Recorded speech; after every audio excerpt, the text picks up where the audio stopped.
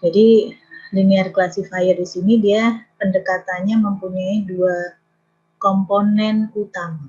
Jadi dua komponen utama. Yang pertama adalah fungsi skor atau bobot, atau disebut dengan fungsi bobot atau disebut juga dengan score function yang memetakan data mentah ke skor kelasnya. Jadi kalau saya berbicara mengenai kelas, kalian sudah punya bayangan ya. Jadi yang dimaksud kelas itu sama dengan kategori atau sama dengan kelompok dari outputnya. Kemudian pendekatan ini juga mempunyai komponen yang disebut dengan loss function atau fungsi kerugian, di mana fungsi ini digunakan untuk mengukur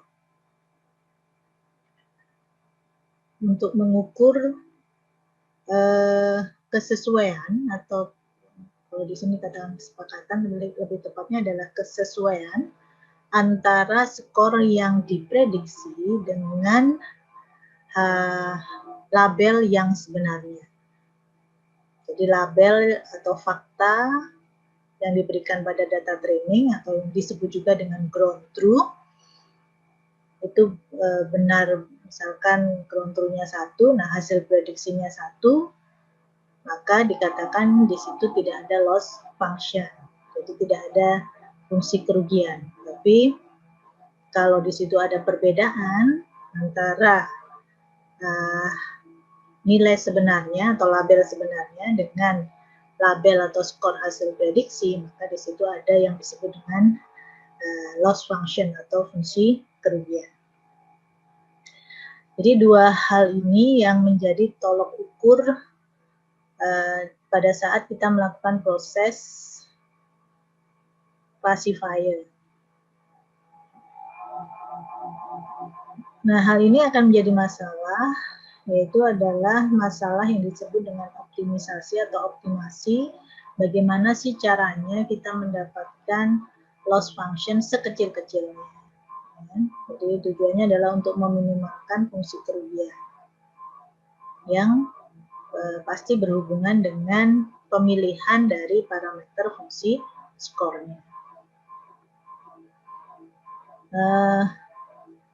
Kita berikan gambaran skor function dari sebuah image. Jadi itu adalah berupa image parameter, di mana image parameternya itu ada dua kan, yaitu X dan Y. Nah, X dan Y ini, X ini menggambarkan parameter dari fitur citranya, sedangkan W ini adalah parameter dari bobotnya. Maka untuk menentukan skor function itu dinyatakan dalam bentuk fungsi linear. Fungsi linear. Jadi kalau kalian pernah belajar kalkulus, fungsi linear, jadi kalau saya tuliskan biasanya fungsi linear itu adalah dinyatakan dengan Y mx ditambah B, gitu ya. Dimana ini akan merupakan sebuah fungsi yang menyatakan garis linear. Makanya di sini disebut dengan linear classifier karena fungsi skornya itu dinyatakan dalam bentuk fungsi linear. Ya, W ini setara dengan M pada fungsi linear, di mana M pada fungsi linear ini sering disebut dengan gradien atau kemiringan.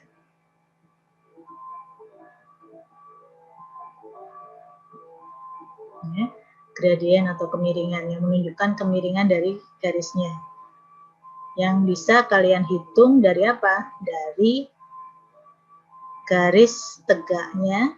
Ya, jadi kalau contohnya seperti ini, berapa kemiringannya itu bisa diukur dengan mengukur tingginya ini dibagi dengan yang bagian horizontalnya atau mendatarnya ya, Y dibagi X. Jadi ini menunjukkan kemiringan. Semakin besar nilai kemiringan ini, maka posisi garisnya juga akan semakin tegak dan seterusnya. Semakin kecil dia akan semakin landai. Ini yang menunjukkan kemiringan atau yang disebut dengan gradien. Nah, dalam fungsi skor itu gradien dinyatakan dalam W atau bobot. Jadi W atau bobot. Nah, sedangkan X itu adalah input. Jadi kalau kita nyatakan fungsinya itu menjadi dua fungsi atau input dan output, ya. Ini adalah X-nya, ini adalah Y-nya. Ya, jadi fungsi sembarang garis dengan bentuk fungsi linear, garis linear seperti ini selalu dinyatakan dengan Y sama dengan Fx ditambah B. B ini apa? B ini adalah bias atau pergeseran. Ya. Bias atau pergeseran. Jadi kalau kalian ingat dalam matematika, fungsi yang melalui garis 0, titik 0, itu mempunyai bias sama dengan 0. Jadi yang melalui 0,0 itu biasnya adalah 0.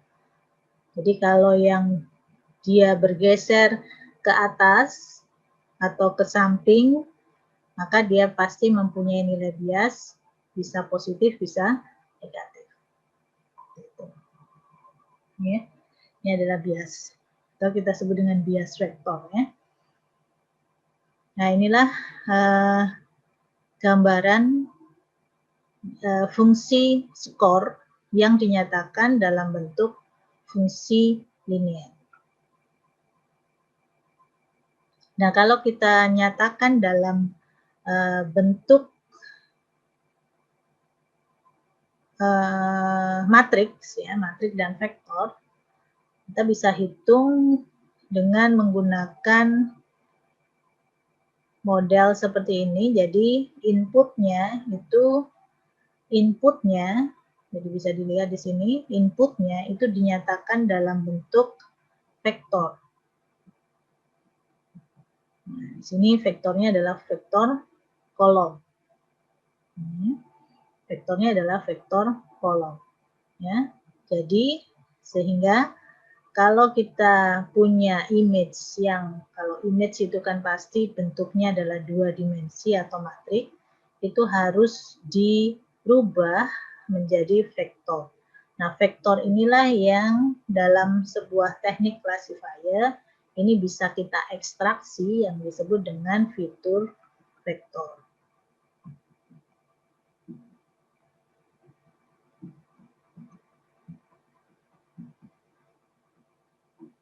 Ya, gambaran dari fitur vektor itu salah satunya sudah saya jelaskan dengan menggunakan fitur sudut seperti yang saya jelaskan pada pertemuan sebelumnya, mana fitur sudut itu dinyatakan dalam back of vowel word, ya.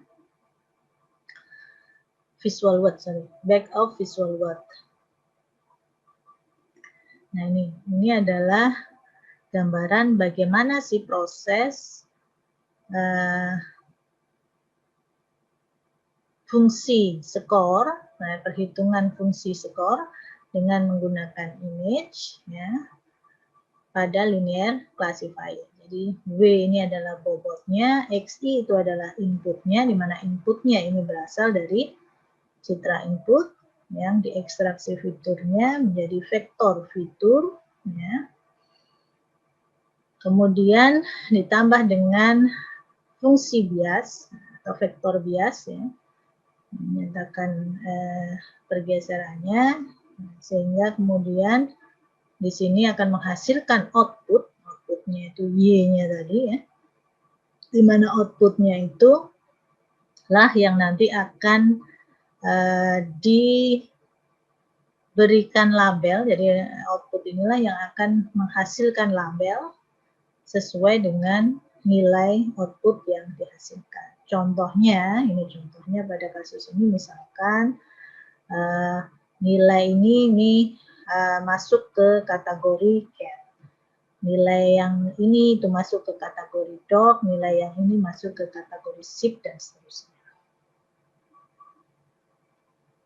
Nah, interpretasi dari linear classifier itu karena tadi seperti yang saya sampaikan di materi sebelumnya di sini ya, itu adalah dinyatakan sebagai garis linier, maka gambaran interpretasi secara grafiknya itu garis linier inilah yang menjadi pembatas antara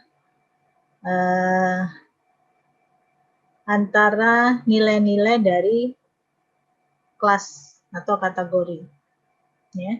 Jadi misalkan ada data yang atau dataset dengan kategori ada